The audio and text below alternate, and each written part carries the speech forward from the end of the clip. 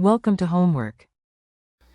We're told that we can make a temperature resistant resistor. So resistors usually, their resistance changes with the temperature because the resistivity of the material that they're made of changes with temperature. So we're told that we can use iron and silicon in a resistor to try to make it less temperature sensitive.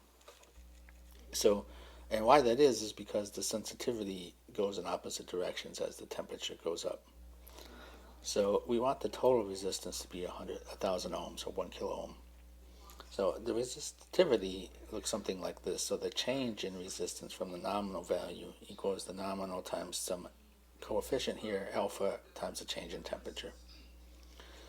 And since we can basically say that the area, we just multiply this by the area divided by the length, so that and those are constant. So it basically shows that the resistance is, because the resistance is proportional to the resistivity, we have the same type of relationship where I've just moved this over here. So again, if T equals T naught, then this is 0, and then the resistance is the nominal value. But it changes based on the change in temperature and this coefficient here. I guess the thermal resistivity coefficient, I'm not sure what it's called actually. I can't remember from the chapter. But anyway, we can take this, and for the two different materials, plug it into here. So we get, RFE naught, so this is for the iron, and then this is for the silicon. And then what we can say is, well, let's say that RFE naught and RSI naught, those two, let's say those are 1,000. So the nominal value is 1,000. So that's, what at our nominal temperature, we have the nominal resistance of 1,000. So it turns out that those and this cancel out, right? So this plus this equals 1,000, and what we're left with is just this times this plus this times this, and we can see that the T and minus T naught cancels out. So we're just left with R of the silicon times the resistivity dependent the alpha for the silicon, plus R, the nominal for the iron, times alpha for the iron equals 0. And again, and then we have this other equation where the nominal two values is 1,000. So we have two equations and two unknowns here.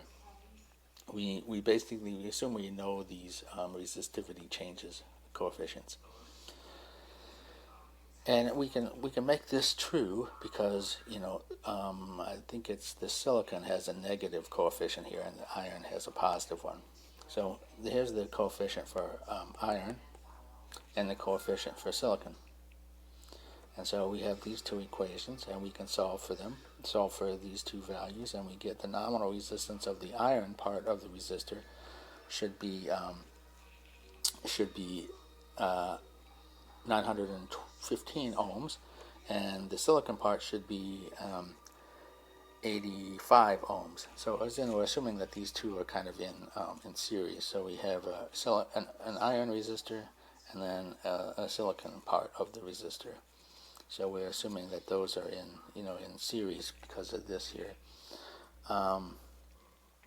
And again, we could figure out, given the resistivity, how long this section should be, because I'm thinking the resistivity of silicon is very high.